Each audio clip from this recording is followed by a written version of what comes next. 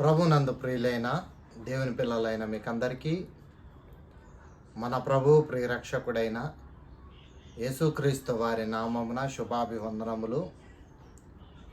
ప్రియులరా, ఈరోజు ప్రపంచవ్యాప్తంగా 8,000 కోట్ల మంది జనాభా ఉంటే అందులో క్రీస్తును నమ్మిన వారి సంఖ్య అత్యధికంగానే ఉంది. సుమారు 4,000 కోట్లకు పైగానే క్రైస్తవులు ఉన్నట్టుగా ప్రపంచమంతా కూడా క్రైస్తవుల సంఖ్య ఎక్కువగా ఉంది అని మాట్లాడుతున్నారు. అయితే క్రైస్తవుల సంఖ్య ఎంత అత్యధికంగా ఉన్నా క్రీస్తును ప్రకటించుటలో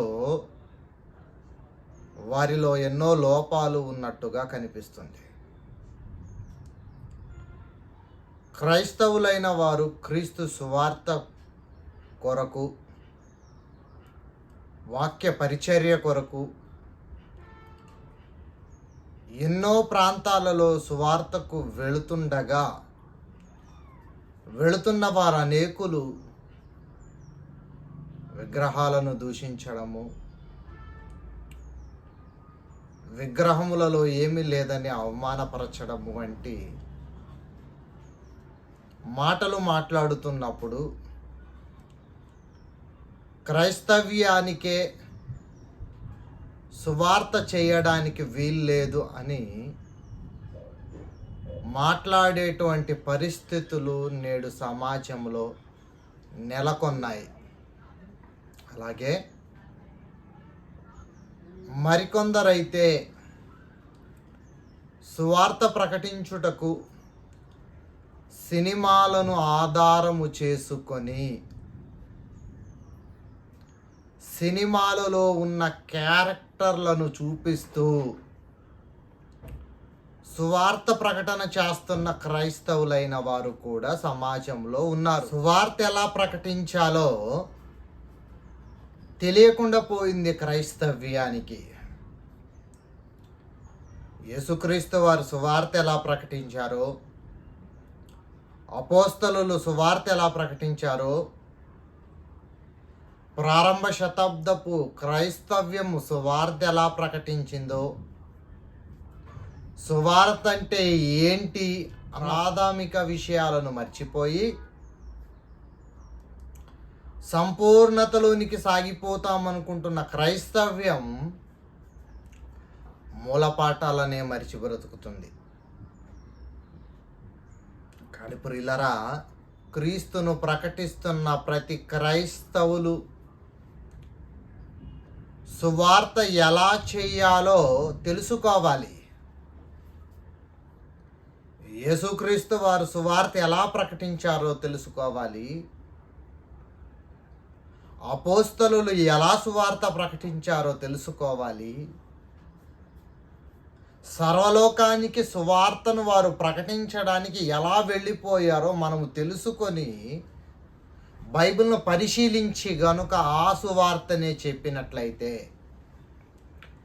ఖచ్చితంగా అనేక ఆత్మలను రక్షించుటకు ప్రయత్నించేవారమవుతాం. ఇంతకీ యేసుక్రీస్తు వారు సువార్త ప్రారంభము గురించి మనం బైబిల్లో చూడగలిగితే ప్రియులరా,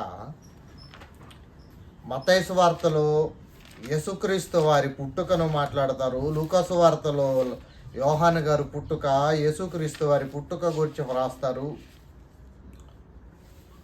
లూకా గారు వ్రాసిన సువార్తలో యోహాను గారు పుట్టుక, యేసుక్రీస్తు వారి పుట్టుక. యోహాను గారు అయితే డైరెక్ట్ పరలోక సంబంధమైన ఆయన పుట్టుకను మాట్లాడుతూనే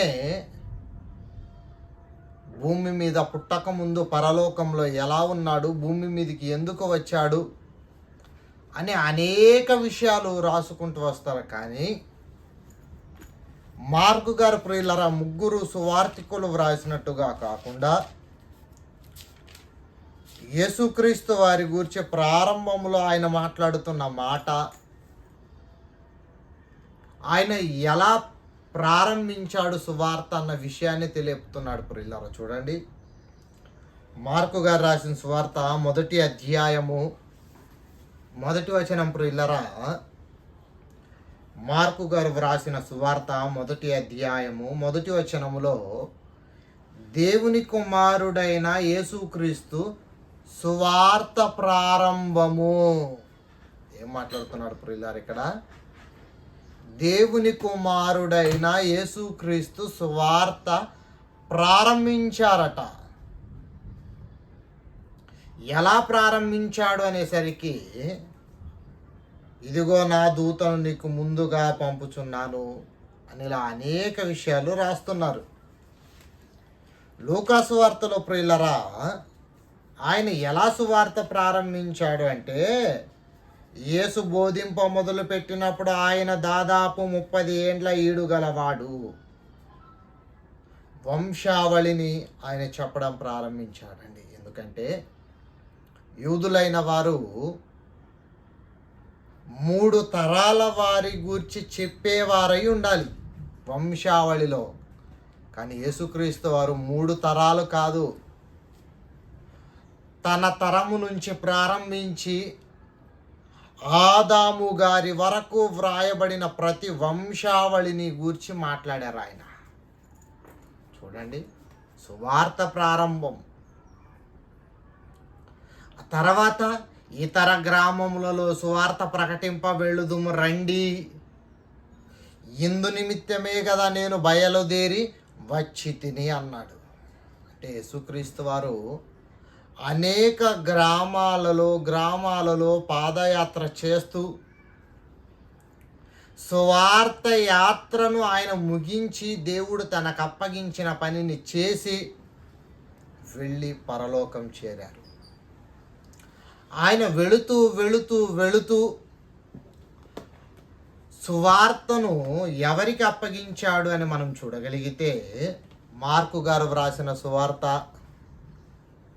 16వ అధ్యాయము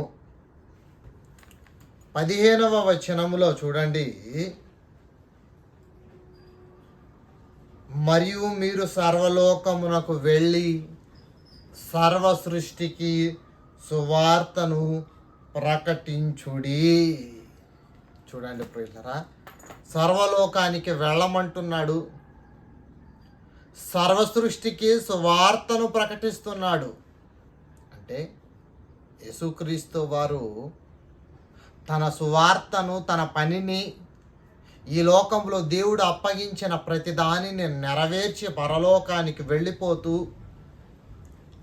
అపోస్తలులైన వారికి 12 మంది అపోస్తలులైతే అందులో ఇస్కరియోతు యూదా చనిపోయిన తర్వాత యేసుక్రీస్తు వారు మరణ సమాధి పునరుద్ధానాన్ని జయించి మృత్యుంజయుడై లేచిన తర్వాత ప్రియులరా, అపోస్తలులతో కొంతకాలము గడిపి కొన్ని రోజులు ఉండి మరలా సువార్త చెప్పాడు. ఆయన మరలా సువార్త బాధ్యతను అప్పగించాడు. అంటే మరి అపోస్తలులకు అప్పగించిన సువార్త వారు చేశారా లేదా అంటే ప్రియులరా, చూడండి 20వ వచనములో, వారు బయలుదేరి వాక్యమంతటా ప్రకటించిరి. అంటే సర్వలోకానికి వెళ్ళి సర్వ సృష్టికి సువార్తను ప్రకటించమని పరలోకపు తండ్రి యేసుక్రీస్తు వారి ద్వారా అప్పగించిన పనిని అపోస్తలులైన వారు ఏం చేశారట? వారు బయలుదేరి, అంటే వారు ఏం చేశారు? దేవుడు వారికి అప్పగించిన సువార్త భారాన్ని మోస్తూ వెళ్ళిపోయారు. సువార్త భారమును మోస్తూ సర్వలోకానికి, సర్వ సృష్టికి, ప్రతి ఒక్కరికి సువార్త ప్రకటించారు. వారు ఎక్కడ ప్రారంభించారు? ఇజ్రాయేలు దేశములో అపోస్తలులైన వారు ఒక మేడ గదిలో ఉన్నప్పుడు పరిశుద్ధాత్మ అగ్ని నాలుకలతో విభాగింపబడి వారిలో ఉన్న కల్మషాన్ని అగ్ని చేత కడిగివేసి పరిశుద్ధాత్మ వారిలోనికి నింపి దేవుడు వారికి అప్పగించిన పనిని వారిలో ఉన్న భయాన్ని పరిశుద్ధాత్మతో తీసివేసి ధైర్యాన్ని నింపి సువార్త ప్రారంభించారు. అలా ప్రారంభించిన వారు మొట్టమొదట 2000 మంది, 3000 మంది, 5000 మంది, 7000 మంది, లెక్కింపలేనంతగా ప్రారంభంలో సువార్తను ప్రకటిస్తూ మార్చారు పునిలరా. ఇంతకు వారు దేని గురించి ప్రకటించారు అంటే, కొరింథీయులకు రాసిన పత్రికలో పౌలు గారు మాట్లాడుతూ, కొరింథీయులకు రాసిన మొదటి పత్రిక 15వ అధ్యాయము, కొరింథీయులకు రాసిన మొదటి పత్రిక 15వ అధ్యాయము 2వ వచనంలో ప్రియులరా, సువార్త అంటే ఏంటి, ఆనాటి ప్రారంభ శతాబ్దంలో ఉన్నవారు చేసిన సువార్త ఏంటో మాట్లాడుతున్నాడు. చూడండి ప్రియులరా, నాకియబడిన ఉపదేశము మొదట మీకు అప్పగించి తిని, అదేమనగా లేఖనముల ప్రకారము క్రీస్తు మన పాపముల నిమిత్తము మృతి పొందెను, సమాధి చేయబడెను, లేఖనముల ప్రకారము 3వ దినమున లేపబడెను. లేఖనముల ప్రకారము సిలువ వేయబడ్డాడట, లేఖనముల ప్రకారము సమాధి చేయబడ్డాడట, లేఖనముల ప్రకారము 3వ దినాన్న లేచాడట. లేచిన ఆయన ఏం చేశాడు చూడండి, ఆయన కేఫాకును తర్వాత 12 కనబడెను. దేనికి కనబడ్డాడు? మార్క్స్ వార్తలో మీకు చూపించినట్టుగా 16వ అధ్యాయము 15వ వచనములో వారికి ఒక బాధ్యతను అప్పగించాడు. ఏంటి బాధ్యత అంటే, సర్వలోకానికి వెళ్ళి సర్వ సృష్టికి సువార్తను ప్రకటించాలి. అలా ప్రకటించడానికి వెళుతున్నప్పుడు ప్రారంభ శతాబ్దంలో అపోస్తలులైన వారికి దేవుడు కొన్ని పవర్స్ ఇచ్చి సువార్త ప్రకటనకు పంపించాడు. అయితే వెళ్ళిన వారందరూ స్వస్థతల చేత, అద్భుతముల చేత, మహత్కార్యాల చేత సువార్త ప్రకటించలేదు. కానీ క్రీస్తును వారు విశ్వసింపజేసిన వారందరూ ఎలా మారారు, ఎలా నమ్మారంటే, రోమీయులకు రాసిన పత్రికలో చూడండి, రోమీయులకు రాసిన పత్రిక 10వ అధ్యాయము 17వ వచనంలో, రోమీయులకు రాసిన పత్రిక 10వ అధ్యాయము 17వ వచనంలో, కాగా వినుట వలన విశ్వాసము కలుగును, వినుట క్రీస్తును గూర్చిన మాట వలన కలుగును. వినుట వలన విశ్వాసం. ఏమి వినడం వలనంటే, మరణ సమాధి పునరుద్ధానం అనే క్రీస్తు సువార్త వినడము వలన విశ్వాసమే తప్ప స్వస్థతల ద్వారా, మహత్కార్యాల ద్వారా, అద్భుత కార్యాల ద్వారా అపోస్తలులైన వారు సువార్త ప్రకటించలేదు. సువార్త ప్రకటించడానికి అవకాశాలను వాటి ద్వారా ఏర్పరిచారు ఆనాడు. అందుకే చూడండి కింద 18వ వచనము, అయినను నేను చెప్పునదేమనగా వారు వినలేదా, విన్నారు కదా, వారి స్వరము భూలోకమంతటికి, వారి మాటలు భూదిగంతమునకును బయలు వెళ్ళెను. ఏం జరిగిందంట ప్రియులారా? వారి స్వరం, వారి మాటలు, క్రీస్తును గూర్చిన మాటలు వారు ప్రకటిస్తున్నప్పుడు అపోస్తలుల యొక్క స్వరము ఏమైపోయిందంటే సర్వలోకానికి వెళ్ళిపోయింది. అందరూ అనుకుంటారు ఏంటంటే, బైబిల్లో మనకు కేఫా గారు చేసినట్టుగా కనిపిస్తుంది, యోహాను గారు చేసినట్టుగా, యాకోబు గారు ప్రకటించినట్టుగానే కనిపిస్తుంది తప్ప మిగతా అపోస్తలులు ఎవ్వరూ సువార్త పనిలో లేరు అని అనుకుంటారు. కానీ వారు బయలు వెళ్ళి సర్వలోకమునకు సువార్త ప్రకటించారు. దేన్ని ప్రకటించారు? క్రీస్తు మరణ సమాధి పునరుత్థానమును ప్రకటించారు. 2000 మందిని మార్చినప్పుడు క్రీస్తు మరణ సమాధి పునరుత్థానమే. ఇదిగో మీరు జీవాధిపతిని చంపితిరి, మీరు చంపారు, ఆయన సమాధి చేయబడ్డాడు. దావీదు కుళ్ళిపోయాడు, కానీ ఇదిగో యేసుక్రీస్తు వారి కుళ్ళిపోలేదు.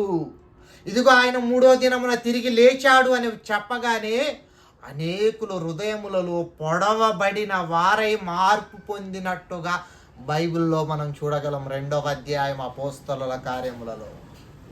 అంటే ప్రారంభ శతాబ్దములో అపోస్తలులైన వారు సువార్త ప్రకటన కొరకు, క్రీస్తు వ్యాప్తి కొరకు ఎన్నో శ్రమలు, బాధలు, ఇబ్బందులు, రాళ్లతోనూ కర్రలతోనూ దేవాలయములలోనూ కొట్టినా మేము కన్న వాటిని విన్న వాటిని చెప్పక ఉండలేము అని చెప్పారే తప్ప క్రీస్తు సువార్తను ఆపిన వారుగా కనిపించరు.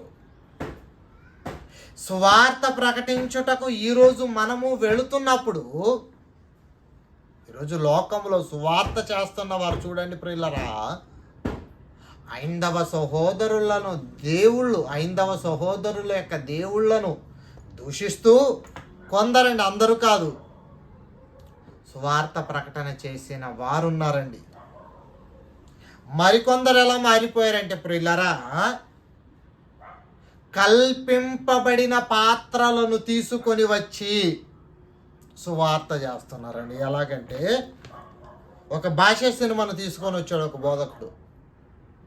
భాషా సినిమాను తీసుకొని వచ్చి ఇదిగోండి తన కుటుంబము కోసము భాష ఏమైపోయాడంటే ఆటోవాడైపోయాడు, ఇది బైబిల్ నుంచి కాపీ కొట్టారండి అన్నాడు. అంతే. ఇంకొక సినిమాని తీసుకొని వచ్చాడు మరలా, అదే ఇంద్ర. దానిని తీసుకొని వచ్చి కూడా ఏమన్నాడంటే ఇదిగోండి రాయలసీమను వదిలి ఒక ఊరి వెళ్ళిపోయాడు. దేనికోసం అంటే ప్రజల కోసం అని కల్పింపబడిన ఒక పాత్రలను తీసుకొని వచ్చి బైబిల్ నుంచి క్రీస్తు చరిత్రను కాపీ కొట్టారు అని మాట్లాడాడండి. ఇల్లరా, దీని గురించి కూడా దేవుడు ఏం చెప్పాడంటే, తిమోతి గారికి రాసిన 2వ పత్రిక 4వ అధ్యాయము 4వ వచనములో పౌలు గారు ఏనాడో తిమోతి గారికి హెచ్చరించారు. పౌలు గారు ఏనాడో క్రీస్తు సంఘాలకు తెలియజేశాడు. ఏమంటున్నాడు చూడండి. తిమోతి గారికి రాసిన 2వ పత్రిక 4వ అధ్యాయము 4వ వచనం చూడండి ప్రియులారా. సత్యమునకు చెవి నీయక కల్పనా కథల వైపునకు తిరుగు కాలము వచ్చును. కల్పనా కథలు ఏంటంట ప్రియులారా? కల్పనా కథల వైపు తిరుగు కాలము అంటే దేనికన్నమాట? కల్పిస్తారన్నమాట. చూడండి, ఈరోజు కల్పింపబడిన ఒక కథను తీసుకొని వచ్చి దేనికి ఆపాదించారు? క్రీస్తు సువార్తకు ఆపాదించారంతే. సువార్త వ్యాప్తికి సినిమాలను వాడుకుంటున్నారు. ఇలారా ఏమంటున్నారు చెప్పండి ఇలాంటి వారిని గురించి మనం? దేవుడు ఏమంటున్నాడు? ఇదిగో కల్పనా కథల వైపు తిరుగు కాలము వచ్చును అన్నాడు. ఈరోజు వచ్చింది అంటున్నాం. కల్పింపబడిన ప్రతి ఉపదేశం అన్నాడంతే. అంటే ఉపదేశాన్ని ఏం చేస్తారన్నమాట? సువార్తను ఏం చేస్తారన్నమాట? కల్పన వైపు తిప్పుతున్నారు. చూడండి ప్రియులారా, సువార్త వ్యాప్తికి మరణ సమాధి పునరుద్ధానాన్ని అపోస్తలులు సర్వలోకమునకు ప్రకటిస్తే ఈరోజు చూడండి ఎలాంటి పరిస్థితులలోనికి సువార్త వ్యాప్తి వెళ్ళిపోతుంది. సువార్తను ప్రకటిస్తున్న వారు ఎలా మారిపోతున్నారు చూడండి ప్రియులారా. సినిమాల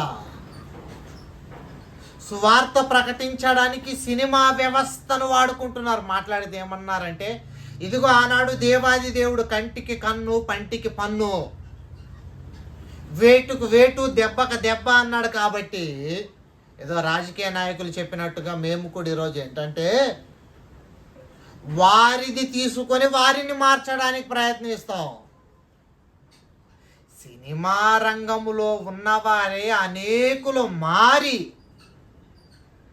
సినిమా రంగం అంటే అది ఒక వ్యభిచార గృహముగా ఒక రాజా అనే ఒక పాస్టర్ గారు చెప్పారు, నగ్మా అనే ఒక హీరోయిన్ చెప్పింది, ఇంకా ఇలా ఎందరో సువార్తను ప్రకటించడానికి సినీ రంగాన్ని వదిలి వచ్చిన వారందరూ దాని గూర్చి ఎంత నీచమైన పరిస్థితిలో ఉంది సినీ రంగం అని వారు మాట్లాడి చెప్పినప్పుడు అలాంటి వారిని కూడా పక్కన పెట్టి ఇదిగో సినీ రంగాన్ని వాడుకోని సువార్త చేస్తాం. ఇది ఎలా ఉంది చెప్పండి ప్రియులారా. దేవుడు కంటికి కన్నని చెప్పాడు కదా, మేము కూడా సినిమా నుంచి సినిమా చూపిస్తాం. ఏ సినిమా? ఇంద్రాని వాడుకుంటాం, ఇంకా వాడుకుంటాం, అది వాడుకుంటాం. ఇదిగో దానిలో నుంచి మేమేం చెబుతామంటే సమాజానికి సువార్తను ప్రకటిస్తాం. పిల్లరా, ఆనాడు దేవుడు పౌలు గారి చేత పరిశుద్ధాత్మ ప్రేరణతో వ్రాయించిన మాటలు నేడు సువార్త ప్రకటిస్తున్న వారు చేస్తున్న క్రియలలో కనిపిస్తున్నప్పుడు నెరవేర్చుతున్నట్టుగా కనిపించట్లేదు. చూడండి ప్రియులారా, పేతురు గారు కూడా అంటున్నారు. పేతురు గారు కూడా చూడండి, పేతురు గారు రాసిన 2వ పత్రిక 2వ అధ్యాయము 3వ వచనం చూడండి ప్రియులారా. పేతురు గారు రాసిన పత్రిక 2వ పత్రిక 2వ అధ్యాయము 3వ వచనం చూడండి ప్రియులారా. 2వ వచనం నుంచి చదువుకుందాం. మరియు అనేకులు వారి పోకిరి చేష్టలను అనుసరించి నడుతురు, వీరిని బట్టి సత్య మార్గము దూషింపబడును. ఎవరిని బట్టి దూషింపబడుతుందండి? ఎవరిని బట్టి? కల్పింపబడిన పాత్రలను తీసుకొని వచ్చి సువార్తకు ఆపాదించి వీరు సువార్త పేరట సినీ రంగాన్ని చూపిస్తున్నప్పుడు ఎవరిని దూషింపబడుతున్నారండి? వీరిని బట్టి సత్య మార్గము దూషింపబడును. వారు అధిక లోబులై కల్పనా వాక్యములు చెప్పుచు. ఏంటంట ప్రియులారా? కల్పనా వాక్యములు చెప్పుచు. కల్పనా వాక్యం. ఈరోజు చూడండి, సినిమా ప్రారంభములోనే ఉంటుంది. ఏంటో తెలుసా? ఇందులో ఉన్న పాత్రలు, సన్నివేశాలు, రచన, దర్శకత్వం మొత్తం కల్పితమే. ఈరోజు దాన్ని వాడుకొని చెబుతున్నారంటే ఏమనాలి వీరిని? ఇదిగో కల్పనా వాక్యములు చెప్పుదురు. ఇలా చెబుతున్న వారిని బట్టి ఏం జరుగుతుంది? దేవుని వాక్యము, సత్య మార్గము దూషింపబడుతుంది ప్రియులరా. కనుక ఈరోజు మనం ఏం చేయాలన్నమాట? సువార్త ప్రకటిస్తున్నప్పుడు కల్పింపబడిన దానిని కాదు చెప్పవలసినది. మరలా ఎలా మాట్లాడతారంటే, ఈ సినిమాలన్నీ బ్లాక్ బస్టర్ కానీ క్రీస్తు మాత్రం ఫ్లాప్ అట. ఏంటండి వీళ్ళు మాట్లాడే మాటలు? ఓ సినిమా రంగములో తీసిన ఆ సినిమాలు మాత్రం సూపర్ డూపర్ బ్లాక్ బస్టర్ అట, క్రీస్తుది మాత్రం ఫ్లాపా? సిగ్గుందా బోధ చేస్తున్నావు నువ్వు ఆ మాట చెప్పడానికి? ఆలోచించండి. అలాంటి బోధ చేస్తున్న నీకు అసలు క్రీస్తు చరిత్ర అర్థమైందా? క్రైస్తవుడవేనా నువ్వు? అసలు ఆలోచించండి ప్రియులారా. ఏంటి నువ్వు బోధ చేయడానికి క్రీస్తును ఫ్లాప్ చేస్తావా? వీళ్ళందరూ స్టార్స్, కానీ క్రీస్తు రియల్ స్టార్ శక పురుషుడు ఆయన ఫ్లాప్ ఏంటి? వీరు సినీ రంగంలో ఉన్నవారు సినిమా రిలీజ్ చేయాలన్న క్రీస్తు అని ఒక తేదీ వేసుకుంటారు చూసారా, ఆయనను వాడుకుంటున్నారు. శక పురుషుడని ఒప్పుకుంటున్నారు వారంతా. క్రీస్తు ఫ్లాపా? క్రీస్తు చరిత్ర ఫ్లాప్ అట.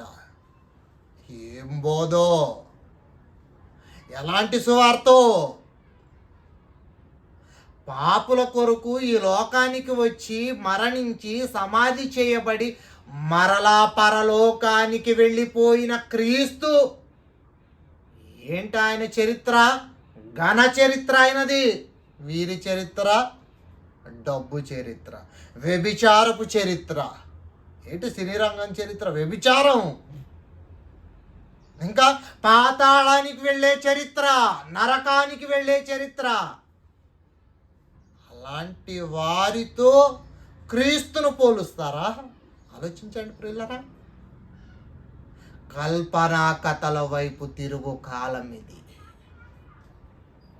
గనుక క్రీస్తు సువార్తను ఆనాడు అపోస్తలులైన వారు మరణ సమాధి పునరుద్ధానాన్ని ప్రకటించడానికి తమ భార్యలను వెంటబెట్టుకుని తమ పిల్లలను వెంటబెట్టుకుని తిరిగారండి సర్వలోకం. మనము ఎక్కడికి తిరగం, కెమెరా ముందు కూర్చొని ఇదిగో ఈ సినిమా నుంచి ఇది కాపీ బైబిల్. ఇటు బైబిల్కి దానికి లింక్ కాదు, బైబిల్కి దానికి సంబంధం లేదు. అది పాతాళానికి చేర్చేదైతే క్రీస్తు బోధ పరలోకానికి చేర్చేది. ఆలోచించండి, ఏంటనుకుంటున్నారు మరణ సమాధి పునరుద్ధానం అంటే? చిన్న విషయమా? ఆదాము దగ్గర నుంచి నేటి వరకు పుట్టిన ప్రతి మనిషి చనిపోతున్నాడే తప్ప చనిపోయి తిరిగి లేచిన వాడే లేడు. చరిత్రలో ఏ ఒక్కడు కనిపించడు, ఏ ఒక్కడు లేడు అసలు. అందరూ చచ్చారు, పాతి పెట్టబడిన వారే. చనిపోతే పాతి పెట్టాలను వెతుక్కుంటున్న వారే. కానీ నేను చనిపోయి తిరిగి లేచి పరలోకానికి వెళతాననే వాడు ఎవడు లేడు, ఒక్క యేసు క్రీస్తు వారు తప్ప. అలాంటి గొప్ప రక్షకుని నమ్మిన మనము సువార్త ప్రకటిస్తున్నప్పుడు ఏముండాలో తెలుసా? దైవావేశం. దేవుడే చెప్పాడు. ఎలా ప్రకటించమంటున్నాడు ఆయన? తిమోతి గారికి రాసిన పత్రిక 3వ అధ్యాయము 15వ వచనం. తిమోతి గారికి రాసిన 2వ పత్రిక 3వ అధ్యాయము 15వ వచనం చూడండి ప్రియులరా. క్రీస్తు యేసునందుంచవలసిన విశ్వాసము ద్వారా రక్షణార్థమైన జ్ఞానం నీకు కలిగుటకు శక్తిగల పరిశుద్ధ లేఖనము బాల్యము నుండి నీవెరుగుదువు గనుక నీవు నేర్చుకొని రూఢి అని తెలుసుకొని అవి ఎవరి వలన నేర్చుకొంటివో ఆ సంగతి తెలుసుకొని వాటి యందు నిలకడగా ఉండుము. దైవజనుడు సువార్త ప్రకటించడానికి రెడీ అయితే సన్నద్ధుడై ప్రతి సత్కార్యమునకు సంపూర్ణముగా సిద్ధపడి ఉండునట్లు దైవావేశము వలన కలిగిన ప్రతి లేఖనము. ఏంటిది? దైవావేశము వలన కలిగిన ప్రతి లేఖనమట ఇది. లేఖనాన్ని ఎవరైనా వింటారా? బోధ చేస్తున్న వారు ఎవరైనా ఆలోచిస్తారా? పిల్లలు ఆలోచించండి. లేదు. మరలా సమాజానికి సర్ది చెప్పుకుంటారు. ఏంటంటే కంటికి కన్ను దేవుడు ఇదిగోండి సినిమా నుంచి సినిమా చెబితేనే అర్థమవుతుంది. యేసుక్రీస్తు వారు ఎప్పుడైనా అలాంటి చెప్పారా? ఆలోచించండి. యేసుక్రీస్తు వారు చెప్పారా? సమాజములో జరుగుతున్నది చూపించి చెప్పారే తప్ప ఉపమాన రీతిగా యేసుక్రీస్తు వారు బోధ చేసినప్పుడు వారు కంటితో చూసింది, వారు చెవులతో విన్నవి, వాస్తవాలను చూపించాడే తప్ప కల్పింపబడిన కథ ఎక్కడ యేసుక్రీస్తు వారు మాట్లాడలేదు ఉపమాన రీతిగా. ఆయన నమ్మిన వారమని చెప్పుకుంటూ సువార్త ప్రకటన చేస్తూ దైవావేశము వలన కలిగిన ప్రతి లేఖనము ఉపదేశిస్తున్నప్పుడు ఎలా ఉండాలి తెలుసా? దైవావేశము వలన కలిగిన ప్రతి లేఖనము ఉపదేశించుటకును, ఖండించుటకును, తప్పుదిద్దుటకును, నీతి యందు శిక్ష చేయుటకును ప్రయోజనకరమై ఉన్నది. కనుక చూడండి 2వ వచనం, 4వ అధ్యాయం 2వ వచనం, వాక్యము ప్రకటించుము, సమయమందును అసమయమందును ప్రయాసపడుము, సంపూర్ణమైన దీర్ఘశాంతముతో ఉపదేశించుచు, ఖండించుచు, గద్దించుచు బుద్ధి చెప్పుము. ఎందుకనగా జనులు హితబోధను సహింపక దురద చెవులు గలవారై తమ స్వకీయ దురాశలకు అనుకూలమైన బోధకులను తమ కొరకు పోగు చేసుకొని సత్యమునకు చెవినియక కల్పనాకథల వైపు తిరుగు కాలము వచ్చును.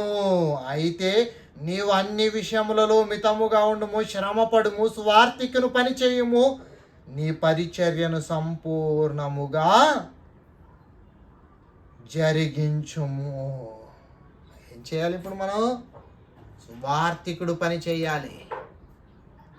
చేస్తున్నారా? కల్పనాల వైపు వెళ్తున్నారా? ఆలోచించండి ప్రియులారా. ఈరోజు క్రైస్తవులైన వారు ప్రకటిస్తున్నదంతా సువార్త.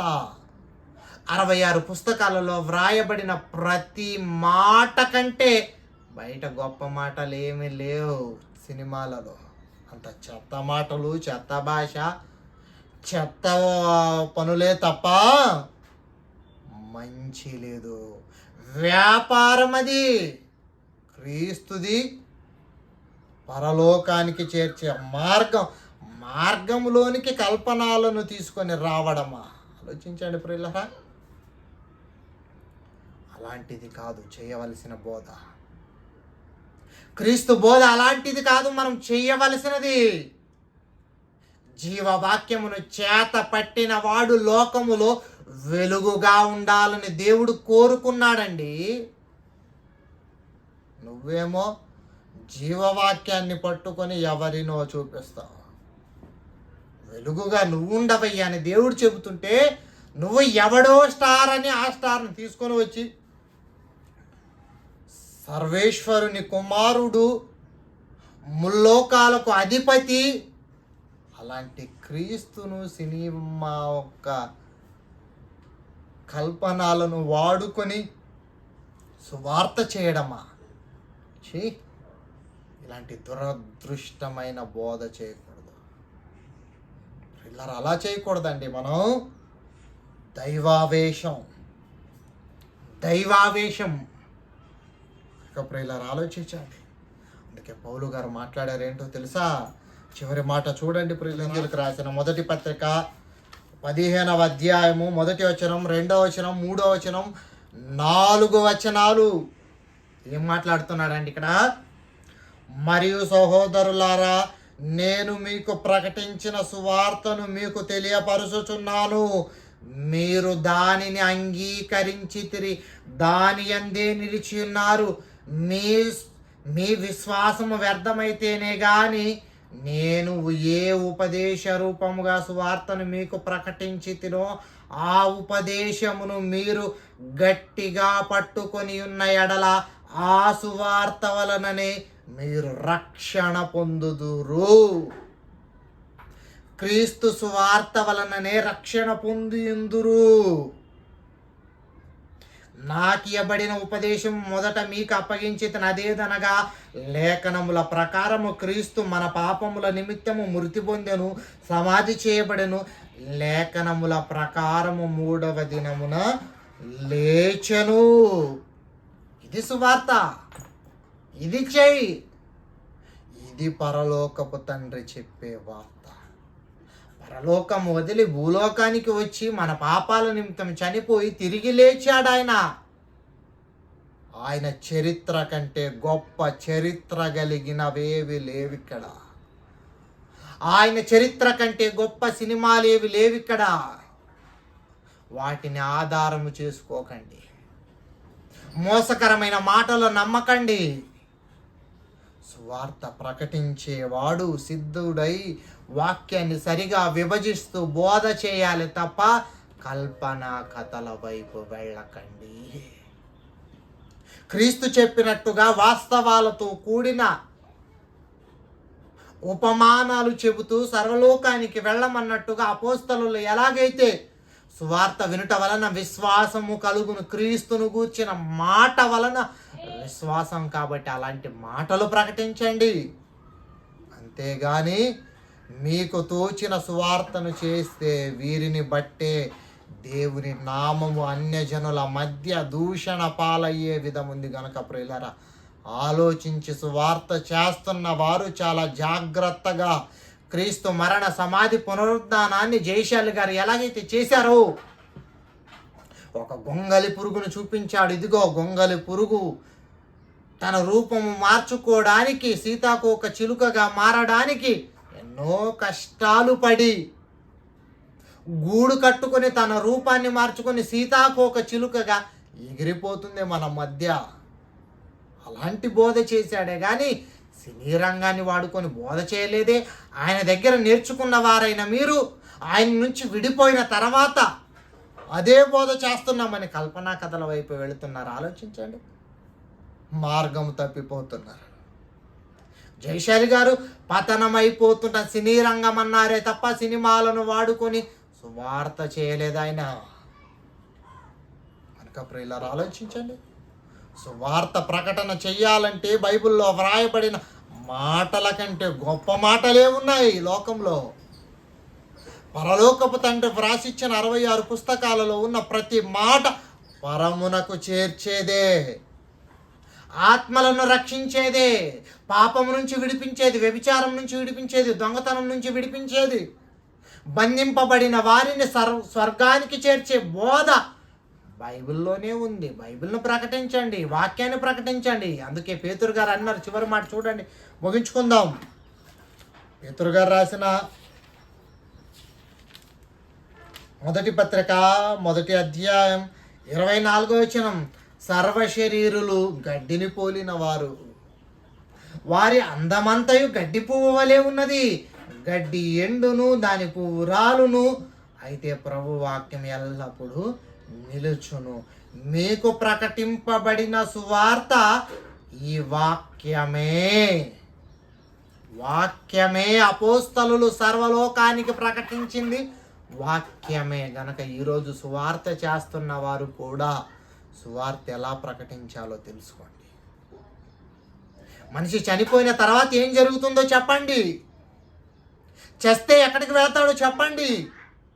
భూమి మీద ఉన్న ఆయుష్కాలము క్షణికాలమని, చనిపోతే పాతాళ లోకమని, ఆ లోకానికి వెళ్లకుండా ఉండాలంటే దేవుని ఇష్టాన్ని నెరవేర్చాలని, క్రీస్తు సువార్తను ప్రకటించాలని, సత్యముగా నడవాలని సువార్త చెప్పండి. ఒక ఆత్మను రక్షించడానికి ప్రయాసపడండి. అంతేగాని ఇతరులను దూషించే మాటలు మాట్లాడుతూ సినీ రంగాన్ని వినియోగించుకుంటూ సువార్త ప్రకటనకు వెళ్ళకండి. క్రీస్తు గురించి తప్పుగా మాట్లాడాడా సాత్వికంతో సమాధానం చెప్పడానికి సిద్ధపడి సువార్త ప్రకటించండి తప్ప